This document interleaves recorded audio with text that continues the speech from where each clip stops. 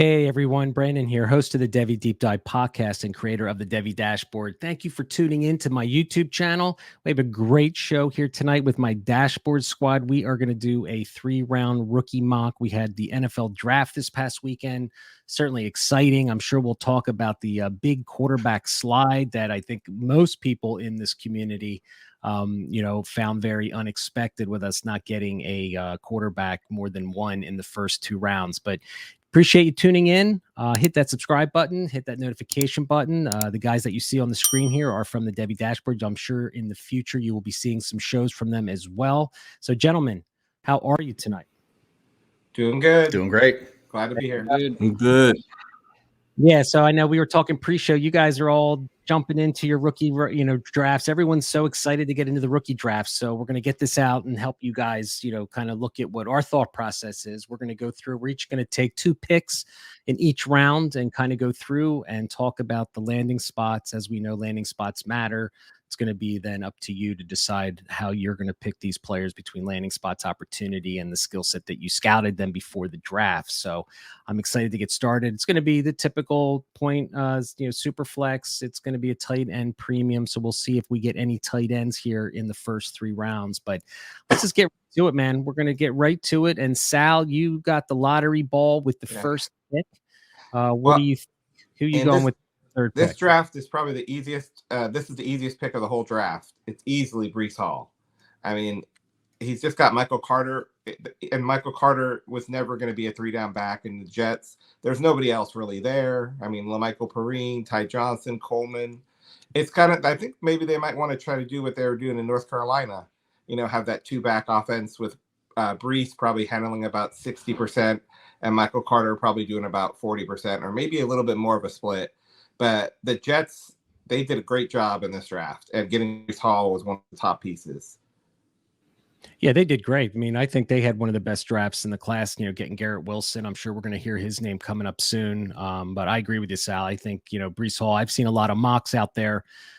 He seems to be the consensus 101. So not unexpected pick there for you. So, Rich, you got your choice of another couple running backs, some wide receivers. You've got the second pick. Have you been involved in any, rookie drafts since the draft? No, not yet. So I have my 2 I have starting Monday. So cool. They'll kick off Monday. Normally we do it the Sunday of the draft, but we pushed it back 1 week this year. But so I was choosing between 2 guys, and I think for the first time in history, we're going to have 2 New York Jets taken in the first 2 picks of a rookie draft. I'm going wide receiver Garrett Wilson. He was my pre-draft wide receiver 1, drafted in the first round, 10th overall, second wide receiver off the board. And like I said, he went to the New York Jets. I really like what the Jets are doing. They added, obviously, Breece Hall. They add another weapon for Zach Wilson. I think Zach Wilson takes a step, and I think that he produces from day one. So, like I said, he was my wide receiver 1 going into the draft. He's still my wide receiver 1, and I'm taking him here. Yeah, that's cool. I've seen him. There's been 2 or 3 quarter or wide receivers I've seen taken here at the 102. So, I guess the decision people are making here is: do we take that second running back of the class everyone's excited about, or will we see a run in wide receivers? I've actually seen both. I've seen Walker coming off at number 2, and then I've seen a huge run on wide receivers before he's taken. So and that's who I was deciding between 2. Yeah, exactly. And I think all of us, as we go through this draft, you'll see we all struggle with that. So Des, you got the 3rd pick. Who did you end up taking? So I didn't go running back here. I really went with my wide receiver 1 still, which is Treylon Burks. I'm excited about the landing spot for him. It was a crazy situation as far as the trade, because that was another one where that was a surprise for the first round draft other than the Hollywood trade, but with AJ Brown getting traded to your Eagles, Brandon, that was just a surprise. And the Titans, I feel like they just may have put a Band-Aid on the situation by getting Treylon Burks. I'm hoping that he, with his explosive ability, his way of just being all over the field, where he could just play slide, he can play outside, they can give him jet sweeps and things like that. So if he can come in there and just fill the void maybe a little bit. He's not AJ Brown, so I don't want anybody to get overly excited about that. But he does have opportunities, so you gotta be hopeful for that. Yeah, during on ESPN, that's all they talked about. They said, "Oh, they just got his replacement. They just drafted his replacement." That's what they kept saying. So yeah, I mean they're bigger receivers, and if Treylon Burks ends up being anything like AJ Green, this will be a great pick here, Des, at number 3. I had the 4th pick. I also struggled. Do I take Kenneth Walker? I think that's a good landing spot in Seattle. As we know, they run the rock, although I'm a little concerned about their long-term QB situation and that type of thing. But anyway, I had to stay on script, I guess, or on brand for a receiver. It was either between Jake London and Jamison Williams, and I ended up going with Williams here. Still think when we look 3 years from now, I think that we're going to be looking at Jamison Williams. It could be one of the better wide receivers in this class. Now, I'm willing to wait for the production. I'd like to see the Lions not put him in there immediately. Amon St. Brown is still going to get his targets. Goff is, I think, an underrated quarterback now. And I think after the disaster that we saw in these quarterbacks, we thought maybe we'd have 3 or 4 more in the pot that we'd be looking at as far as value in quarterbacks. Goff isn't looking so bad if he's your QB3. I think he certainly was serviceable enough, peppering targets to St. Brown. And I think with Jamison Williams will be that deep threat on the Lions. St. Brown will continue to work the underneath work, intermediate, and will also have the ability to go vertical. But Jamison Williams is the fastest receiver in this draft. I really wonder if he hadn't gotten hurt in that game, where he would actually be in the ranks if he had just killed it and won the national championship with Bama and was the MVP or so on and so forth. But I love the kid's skill set, size, everything. I think it's a decent landing spot. So I'm pretty happy here to take my guy Jamison Williams here at number 4. So Dan, we're all just so curious as to who you might pick here. Where it's none of us really know. So tell us who you picking here at the 105. Yeah, at the 105, big surprise. I'm going with the top QB in this draft. Really, the only one worth taking in the first round, based on landing spots and draft capital, and that's Kenny Pickett. You all know I've been high on Kenny Pickett for a while, and I've withstood the criticism that came my way and his way, frankly, throughout this draft process. Right. I got to watch a lot of his film during the season. I was tuning into his games because I was high on him. Nothing changed after watching the film after. I think he can do everything you need a quarterback to do to be a franchise guy. And the landing spot is perfect. Look, only quarterback to go in the first round, and he goes to Pittsburgh. So he's right next door, right? He doesn't even have to. I mean, their facilities are literally connected. The guy's already in place, right? And the system and structure and culture in place in Pittsburgh is just phenomenal. It's a perfect situation for a rookie quarterback to go in, right? And he has a chance to earn that job out of the gate. Now, maybe he'll sit for a little bit. I'm fine with that too, right? Let Trubisky ride it out a little bit. But they drafted this guy for a reason, to replace Ben Roethlisberger, who also slid in the draft a little bit, if we remember back to 2004. And they made him a perennial all-star quarterback, right? So I love it, man. I think it's a great spot to take Kenny Pickett right here in the middle of round 1, and I'm taking that value all day long. I like it. So yeah, the QB fall is still, I remember at the second round just saying to myself when the second round went over, it's like, what is going on? What is freaking happening here? Corey, you have the 6th pick in the draft. So who are you finally going to take a running back, or are you going to take one of the other 2 or 3 receivers left? Yeah, I still battled with it as well. Similar to you guys, whether I took Walker or you guys left me London still on the board down here. So that was pretty tough. I'm a pretty big London fan, but I did finally bite the bullet and take the running back. It's not a good draft for running backs either. I mean, this is probably not where he's going to be in your draft. I've seen him go pretty much at 102, 103, 104 at the latest. I thought it was a pretty good value at 106. I know wide receiver is always kind of like the longer asset. So in Dynasty anyways, so it was tough to let go of London, but I think Walker is pretty much going to supply you with pretty good RB2 numbers. Maybe not as early as you might hope, with Penny still there and whatever, they're going to mix it up a little bit. But I think by mid-season, he's probably going to be supplying you with some pretty solid numbers. Originally, I was worried about the size. If you watched Walker back at Michigan State, looked pretty scrawny. I was worried about that, but I think he came in around 212 or something like that. So I was already pumped with that. You already got the draft capital. It's a good situation. He's a dynamic rusher, sneaky power, led the league in yards after contact. I do worry. You mentioned it a little bit earlier, Brandon. I do worry about the Seahawks kind of post-Russ, what they're going to look like, whether it's going to be Drew Lock or Geno this year. They didn't take quarterback, so we don't know what exactly their plan is there. But you got Walker on a nice rookie deal. He's going to be around for a while, and I got some faith that he's going to put up some high-end RB2 numbers in the near future. Yeah, I like it. Yeah, it's going to be interesting to see what they do with their quarterback situation. But as you know, I mean, the Seahawks love to run the ball, and Penny's on a 1-year deal, and Carson can't stay healthy, so that backfield, like you said, should be his by midseason, I would think. All right, Sal, back to you. Are you finally going to take Drake London, or are you going to take maybe Alec? At this point, he's the number one. Yeah, he's the number one wide receiver out there. He was the first wide receiver picked by Atlanta, and who else does Atlanta have to throw the ball to besides Kyle Pitts? He's going to be starting. I mean, sooner rather than later. They released Mike Davis the other day in the backfield. I mean, they might be running with Tyler Algiere, and I think Tyler Algiere went there, and Quadre Olson. I mean, they're going to have to pass. They're going to be behind their defense. I mean, it's a great opportunity, great landing spot. He's rose the most for me from the beginning of this process. I thought he was just kind of contested catch guy. But even if that's what he is, I mean, he's going to get as much opportunity as you can get for as long as possible, because they have nothing else there at Atlanta. He is day one starter. Yeah, I would agree with that. He's certainly going to get the target share. As a franchise, I don't know why they would pick a wide receiver, to be honest with you, with all the other needs they have on their team. But nonetheless, he's going to be a target hog. It's going to be him and Pitts, like you said. There's nobody else with Calvin Ridley suspended for the season. There really isn't any other pass catchers. Let's just hope Mariota can get him the ball early and often, which is the contested catch kind of guy that he is. I'm sure Mariota's just throwing in, inaccurate balls. I mean, if there's one receiver who's going to be able to get the body control to go up and get it and make those adjustments, it's certainly him.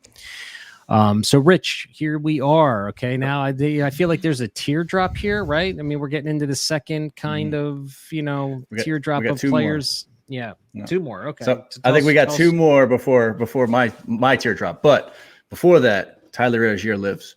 But anyway, yes. All right. So here at the 108, I'm drafting somebody that I'm really excited about. I'm not only excited about him because of the landing spot. He was my wide receiver 7 coming into the draft, somebody that I was really high on, and that's Sky Moore. Wide receiver, got drafted by Kansas City. 2nd round capital. Obviously, Kansas City just traded Tyreek Hill. He's not going to replace Tyreek Hill, but he's going to be able to replace some of that production. He's not a Mecole Hardman where he can only run straight. Sky Moore, yeah, he's fast, but he can run really crisp routes. He's very sudden. He's a very twitchy wide receiver, and he's really good in space when he has the ball in his hands. So he's somebody that I was really high on coming into the draft, and he's going to rise my ranks after the draft too. I was trying to decide between him and the next person that was taken. I think that is pretty much the end of that tier. So Sky Moore for me. Yeah. Yeah, he's certainly a riser, that's for sure. As soon as he declared from college, people were just on him. So nobody expected him to declare, which was crazy. So, right. But yeah, so as soon as he declared, shot right up boards. Yeah, no doubt. All right, Des, with the 109, who you got, buddy? Well, I went with another wide receiver, so I went with Olave. I like that spot that he went to with New Orleans. Okay, I know Peyton's gone and they got a whole new coaching staff and things, but they re-signed Jameis. I really think that Olave is just one of those type of receivers. He just has proven enough for me. I mean, everybody wanted him to come out last year. I get it. But, I mean, he killed the combine. All he did was, produce at Ohio State, even when he had to go up against Garrett Wilson, who was already been picked. And even JSN, and I mean, he still proved enough that he's a solid wide receiver. He should be coming into that system, depending on what kind of offense they run. But I think he should at least be the wide receiver 2 alongside Michael Thomas. He can, he has an extensive route tree and things like that. So I really think he could be someone that could be a really solid piece for that offense, and hopefully a good piece for your dynasty rosters, because being a lot of people weren't really high on Olave, and I think he's proven enough that you should at least consider him. And just like Rich was saying, this is kind of the tier break as well, because like after this, it gets a little crazy as far as the next prospects and things. So I think he's the last one where you can kind of at least consider, like, man, he got in a nice spot, and I think he's proven enough that he should still be good, and you should still consider him in your rookie draft. Yeah, I know a lot of people were concerned about he came back for his senior year, but I think that doesn't warrant the concern anymore. You got a great spot. I think context needs to be added to that too. Like, I think that he really came back because he truly believed that Ohio State had a chance at a national championship. I agree. So I completely agree. I mean, some kids want to just enjoy the college life before they go off to the NFL. They shouldn't be penalized for that. Right. All right. So I have the next pick here. And I'm still not ready to plunk down a running back at this spot. I'm still, I was toying between Jahan Dawson and George Pickens. But I ended up going with George Pickens. I've been a believer in George Pickens for a long time, ever since his freshman year.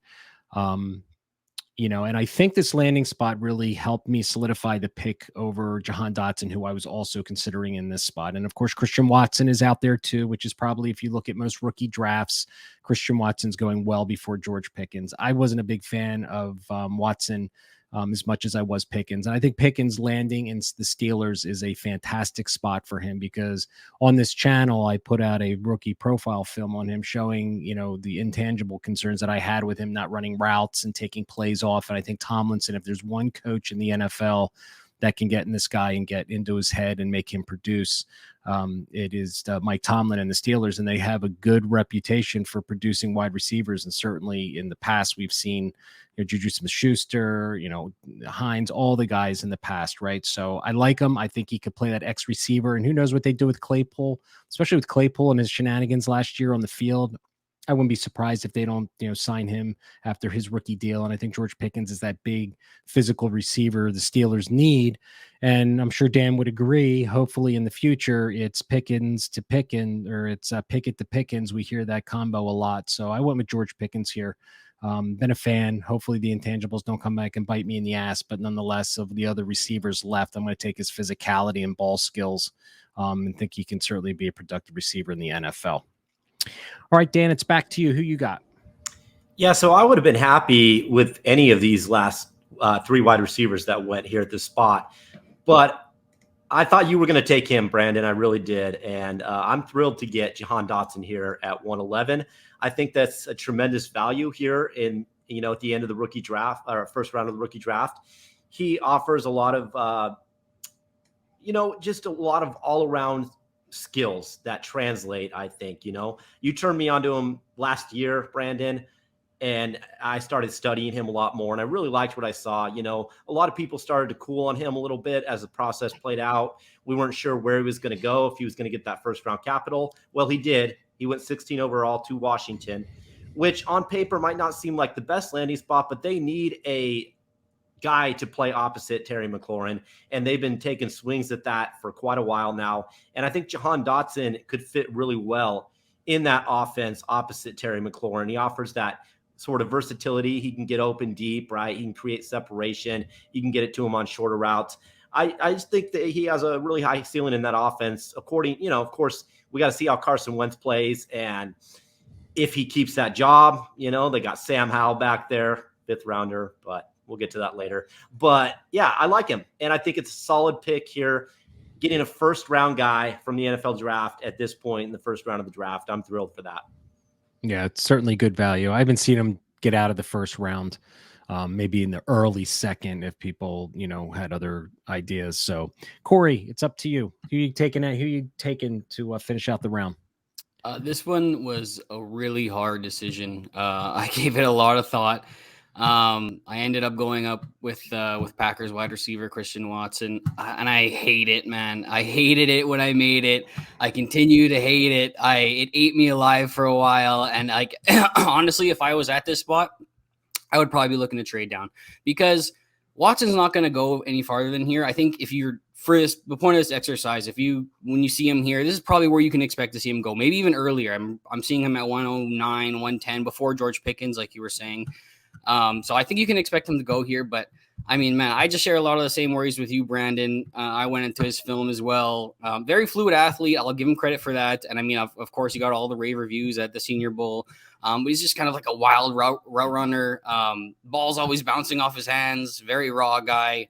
But at the end of the day, I mean, he got the draft capital. Packers moved up to get him. They rarely use that kind of draft capital on wide receivers. So, I mean, they just shipped off Devontae Adams, so they're going to need someone to fill that spot. I think he's going to get on the field early. They're going to want to make a point with him. I mean, there's a lot of upside there. He's an athlete. Like, he can do a lot if he reaches his potential. I think there's a lot of refinement that's needed there. I was actually faced with this decision in a draft, exact same spot, 112, and I actually reached because I just couldn't see myself taking Watson, but I actually reached for Rashad just to take an upside shot at Rashad. I didn't have any more picks, so I just shot at it. But yeah, I think this is where you can expect him to go, but I hated this pick.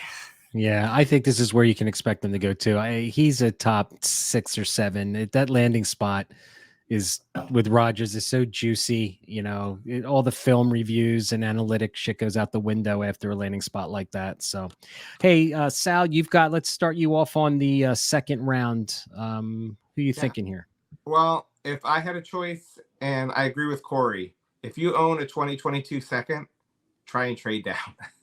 Try to get a piece if you're close to a title for this year, or if you're a little bit away from a title, try to trade down and get some earlier draft capital in 2023, maybe a first or a second. Do whatever you can, because the value at this point, it's getting a lot.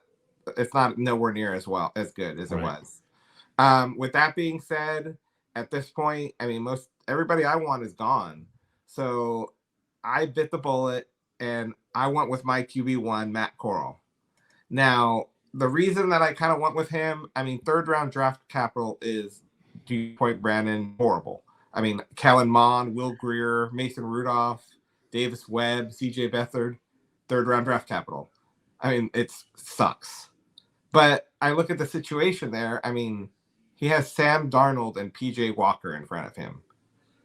I mean, that is Sam Darnold is just, he's going to be gone before long. PJ Walker never was.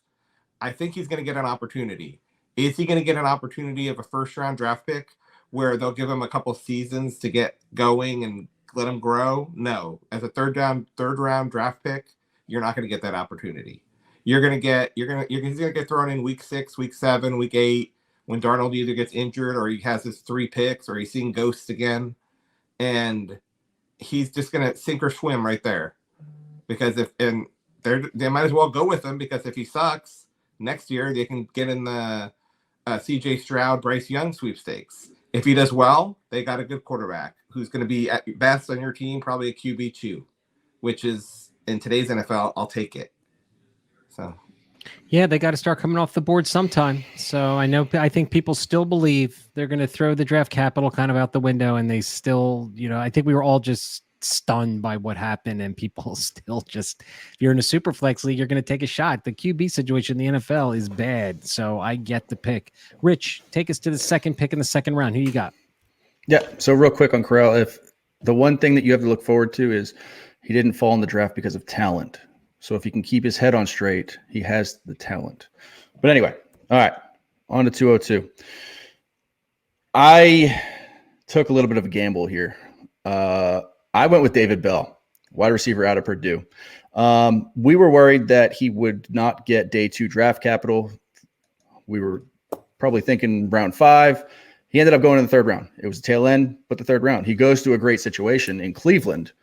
They no longer have Baker Mayfield. They have Deshaun Watson. He's going to line up opposite of Amari Cooper. So I think that he has a very good opportunity in Cleveland. I know that they're run heavy first, but they do have some weapons, and also Watson should open up that passing attack a little bit more. So I'm excited to take a chance here at the 202. And like you guys have been saying, once you get past 109, there's nothing concrete. You're kind of just throwing darts at your guys of who landed in a good situation, who could pop eventually. So that's kind of the reason that I went with David Bell. Yeah, it sounds good, man. I mean, like you said, it's the wild, wild west right now. It's all personal preference. So, Dej, you got the next pick. Who you got? Okay, so I went with another wide receiver. This was just like everybody's been saying. It's definitely been after that first round, it's a struggle. But I went for another one where I went with Wan'Dale Robinson. I'm not really happy about where he went. I'm hoping that the Giants can change the direction of what their organization has been for the last couple of years. I feel like they've had some solid talent there, but just haven't been able to kind of put it all together to be, go out there to win and, of course, being in the playoffs or win Super Bowls. But with him, I think Wanda, he just had the solid production in college. Yes, he's small. He didn't really measure too well at the combine and things. But, I mean, he plays big, man. He's a tough guy. I think he can run all the routes. They can really be very strategic when it comes to him with his play style, just because he's just a very versatile player where he just has experience playing like running back and wide receiver as well. So I think he can be somewhat of a solid piece for the Giants. I mean, because what else do they really have there to be thrown to? I mean, they have, of course, Saquon. You want to hope he comes back, playing well. And then, what are they going to do with Daniel Jones? And then the wide receiver core there, would they have Slayton and Shepard? Or I mean, what are they doing with them? So he could probably come in, and if he can grasp a playbook and do what he needs to do, he could be a solid piece for the Giants. And I think he got drafted in the second round, so that was really a surprise too. So that's good draft capital. So I like it. I like that. Yeah, he plays bigger and tougher for his size, so it'll be really interesting because not many receivers his size, his height have been successful, so maybe he can break the mold. All right, my pick here is next with the 204, and I'm going to dip into and take the third running back of this draft, and I selected James Cook. He rounded out my top 5 pre-draft. I think for his weapon down the field, I think going into the Bills is an interesting situation. Really surprised the Bills didn't go for a bigger back. Singletary is not the biggest guy in the world, and Zach Moss is an afterthought. So he lands in a spot where he should get his hands on the ball quite often, and I think he's the best pass catching back in the class, and everyone's got to go over Rashad White, but give me James Cook all day long playing in the SEC over a Pac-12 running back. He's not as big as Rashad White, but this guy can catch the ball vertical down the field, and playing with Josh Allen on that offense. He's on a great team, a great offensive system, a secure franchise, and he got the draft capital day 2, which is what we want. There's just no reason. Give me the PPR upside with James Cook. All right, Dan, you got the next pick at the 205. Who do you got? Yeah, I really like the value of those last 2 picks, actually, Wan'Dale and James Cook. I was hoping one of those guys would fall to me. So in this spot, I don't love any of the wide receivers available here. I certainly don't love taking a quarterback here. I could go tight end, certainly with McBride, but I veered a little bit and I took Rashad White because living on the West Coast, I got to watch a lot of Pac-12 games, those late night Pac-12 games, and I found myself watching Arizona State specifically to watch Rashad White because he was balling out, man, and making a lot of big plays, catching a lot of balls, and I was impressed with a lot of what I saw. He did, it seemed like he was not going to get that day 2 capital, so I cooled on him a little bit. There was a lot of talk about him slipping into round 4, round 5 potentially, but he did get that day 2 capital, which bumped him up again in my rankings, because he also landed in a good spot, right? He's going to Tampa Bay. Now, they need a pass catching running back there, right? I don't know. We don't know how long Tom Brady's going to play, but it looks like he's going to play till he's fucking 100. So we'll see what happens there. He might not get on the field a lot. If Brady doesn't trust him, he won't play in year 1, right? But he is a guy that they targeted specifically to play sort of, I think, that James White type of role. And if he can earn the trust of Brady early on, I think we could see some solid early production from him. And again, just the situation is what really sold me on taking him here at the 205. 205. I like it. Corey, who you got at the 206? Yeah, I went with Houston Texans wide receiver John Mechie. Got some nice draft capital in round 2. I think he's a little underrated too. A lot of people don't really like him too much. You know, he's a little small. I get that. I think he's a shifty wide receiver, very very refined all around. Your typical Alabama wide receiver, very good route runner. You listen to the way Saban talks about this guy in interviews, like super highly of him, always praising him. And I think he's going to a pretty good spot here with the Texans as well. I don't think they're going to be a very strong team. It's going to be a lot of playing catch up. It's going to be a lot of garbage time. We saw Cooks be a pretty good wide receiver for them last year. The depth chart behind Cooks is wide open for guys as well.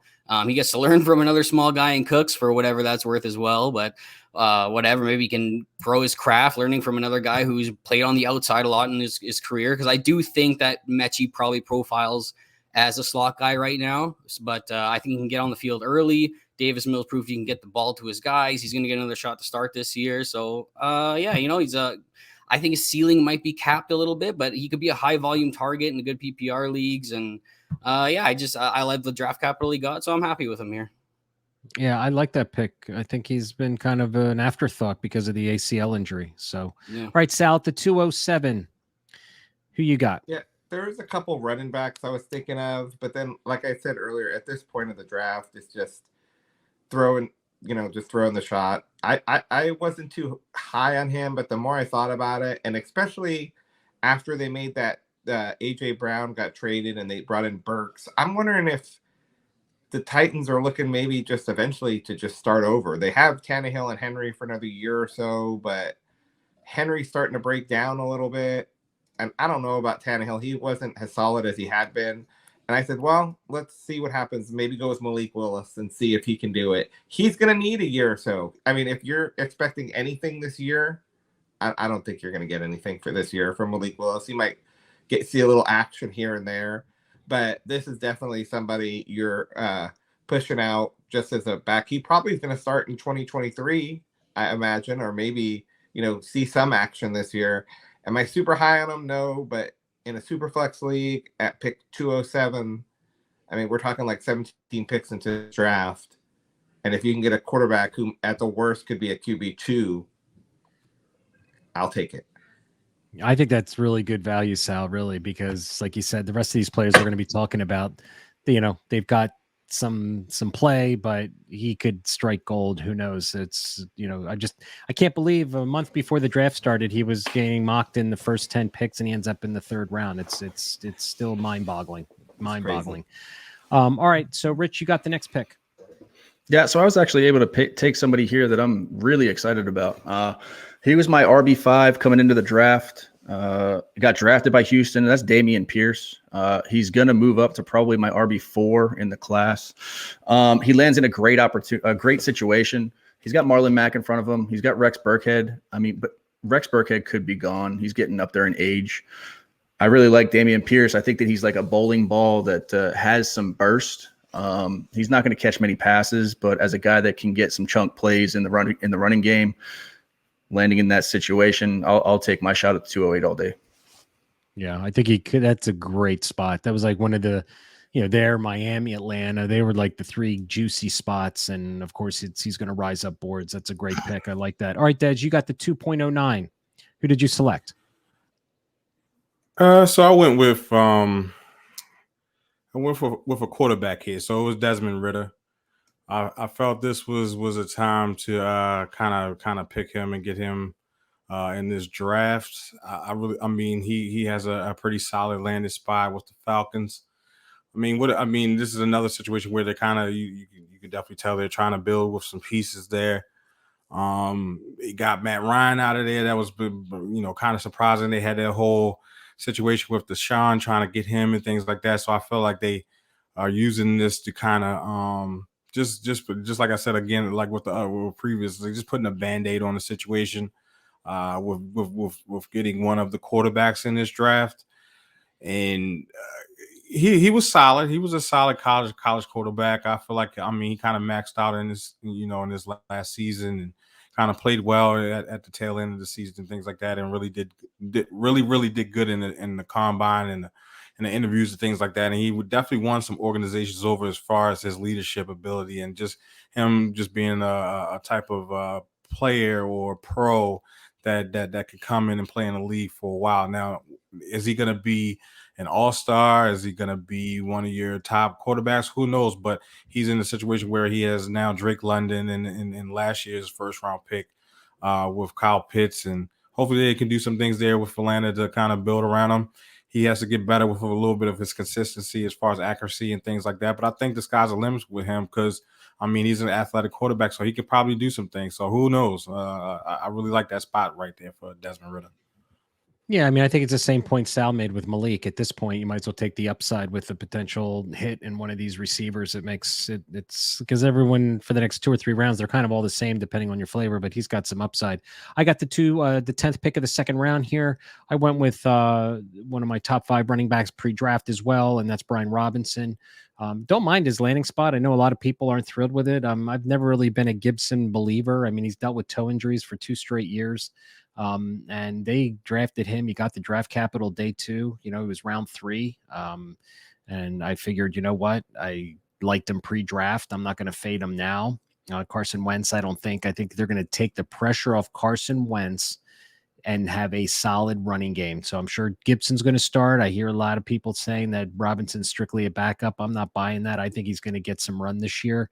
And Gibson, you know, converted running back, you know, long term, who knows if he can hold on to that job. But been a fan of Robinson. He can catch the ball out of the backfield. He's the most physical receiver, I think, in the draft, can pass protect. You know, he's not the most nimble and lateral movement, you know, skill set in the world, but he's a bruiser who can just move the chains and get chunk yardage. So down here at the end of the second round, I'm thrilled to get a potential, you know, RB1 in a year or 2. All right, Dan, with the 211, who do you want to pick? Yeah, I'm pretty thrilled to get this guy at this spot, actually. I had him in my top 10 wide receivers coming in, and that's Alec Pierce going to the Indianapolis Colts. So he's a big body guy with speed that can go up and get the ball, right? He wins those contested catches.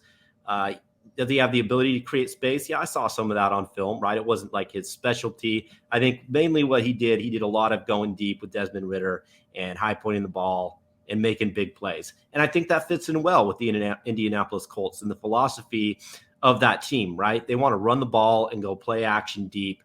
And they did a lot of that with Michael Pittman last year.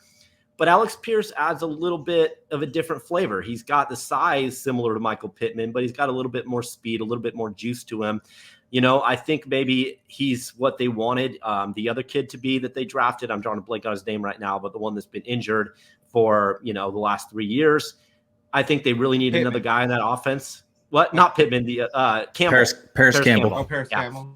Yeah, and so I think he has a really good opportunity here in a stable organization that has already shown that they can develop young wide receivers. They got a good coaching staff in place. They have a good running back situation in place. And they got Matt Ryan, you know, for at least this year, but potentially the next 3 or 4 years, the way they're talking.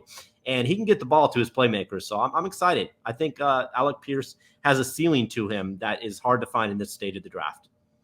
Yeah, I think he's going to find himself in a great landing spot. So I know a lot of people love Pittman, but, you know, I think he's a good receiver, but I'm not putting him up in the upper echelon of receivers just yet. All right, Corey, let's round out the second round. Who did you select? You're on mute. Yeah, so at the 212, assuming we're going with tight end premium here, I was actually pretty surprised to see this guy fall to here. I kind of forgot that it was tight end premium. So I went with Trey McBride, who went to the Arizona Cardinals in the second round. Probably pretty easily the best tight end in the class, or maybe like at least the most well-rounded anyways. Got the second round draft capital that we like. I went to a decent spot in Arizona, high-flying offense. They did just get Ertz re-signed, who was pretty involved last year. But you know, with Ertz too, he's not the healthiest guy. He's missed a lot of games in his career as well. I think they have a pretty easy chance to get out of his contract after next year if they want to. But either way, Ertz was pretty good with them last year, so you might be waiting for McBride a little bit, which is typical with rookie tight ends. Sometimes you have to wait for them. But with the tight end premium, this was a pretty easy selection for me. But wasn't going to let him fall any further than this, so I'm happy to get him here and stash him on my roster till he's ready. I like it. All right, Sal, let's run through this last round, guys, pretty quick. All right. So at the 3.01, who'd you take, Sal? Isaiah Spiller. I mean, he was going to be talk about him going early in the first in a lot of these rookie mocks. But I look at what the Chargers are trying to do. They brought in Joshua Kelly. He sucks. They brought in Larry Roundtree. He sucks. They're trying to get Eckler some help. There was about 140 carries and 30 targets last year that went to other than Eckler. I think there's a chance Spiller might be getting that in the next year or so. I like it. Rich, who'd you take it to second pick in the third round? I went Jalen Tolbert. He got second round draft capital going to a pass happy offense in Dallas. They lose Cedric Wilson and Amari Cooper. A lot of vacated targets. I think he's a physical player, strong hands, uses his body well to shield defenders. So I think he's got an opportunity. Yeah, I think that's a great spot for him because he's got just other players there. He's not going to be under any pressure to have to produce. Dez, with the third pick in the third round, who'd you end up taking? So I finally picked a running back here. So I went with Zamir White, the former Georgia Bulldog running back.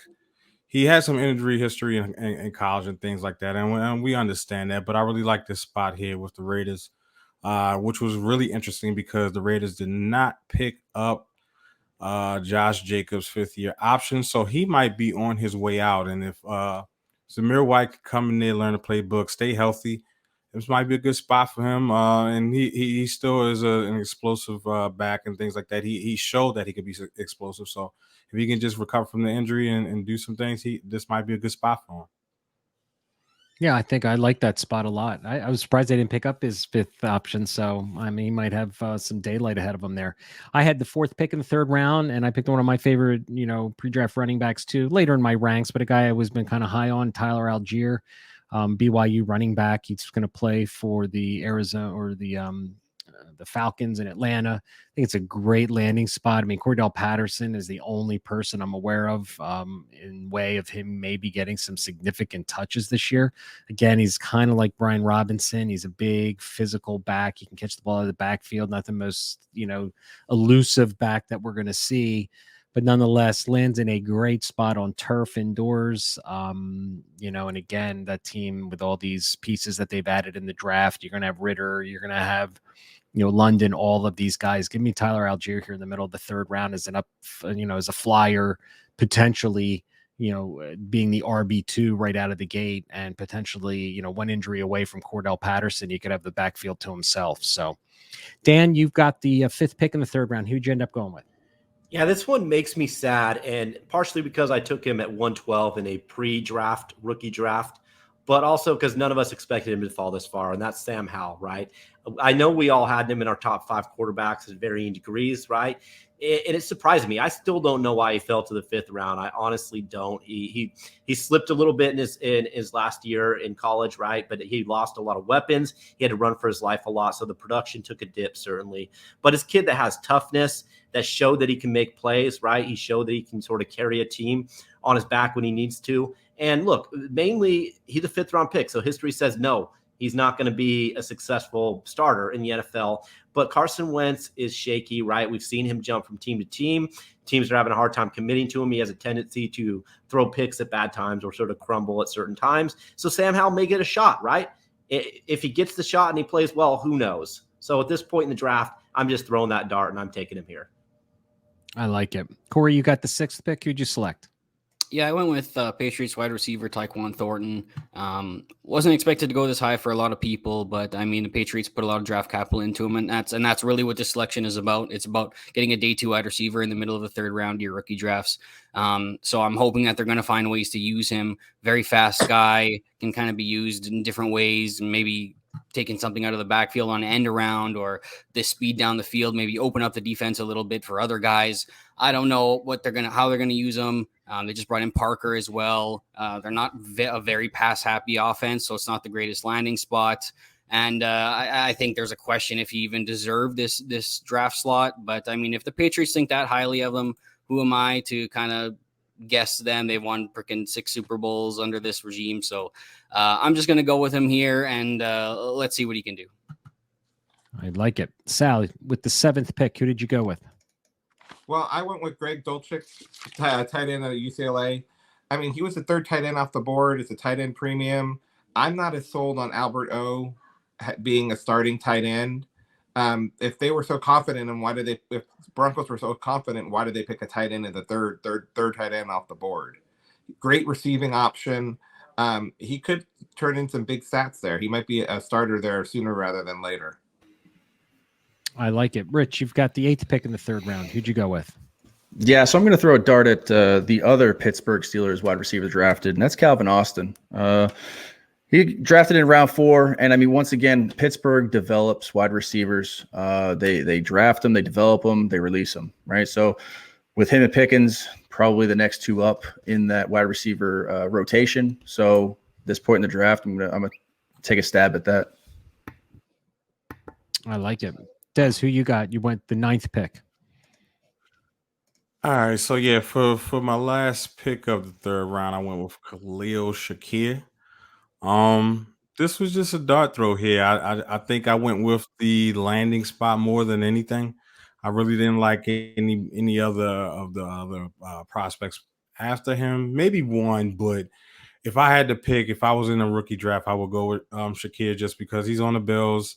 They have a good offense with Josh Allen and things, and I mean, of course, they do have Diggs and the other wide receivers there. But I mean, he could come in there and maybe be a wide receiver 3 or 2, depending on how he picks up the offense and things. So, and he was a pretty solid wide receiver in college. So, I'm not mad at the spot there, and I'm hoping that this will be a really good dart throw for me because.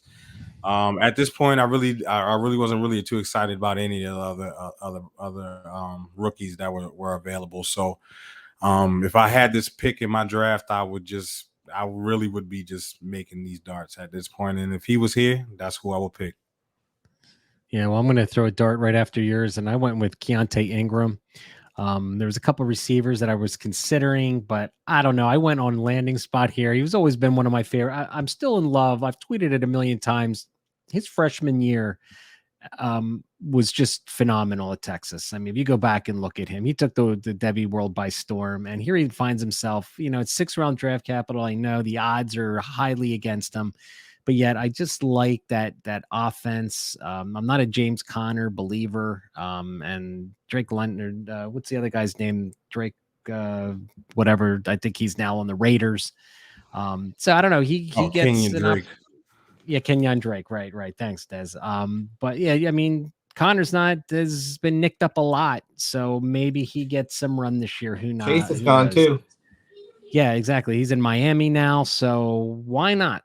That's all I can ask myself is why not? So, all right, Dan, got to the 11th pick. Who did you end up taking? Yeah, I'm in the why not stage here as well, and I'm going to go with Corey's guy, who I was also really high on coming into this draft, and that's Jerome Ford. I had him at my RB4 spot, I believe, pre-draft. I really like a lot of what he does.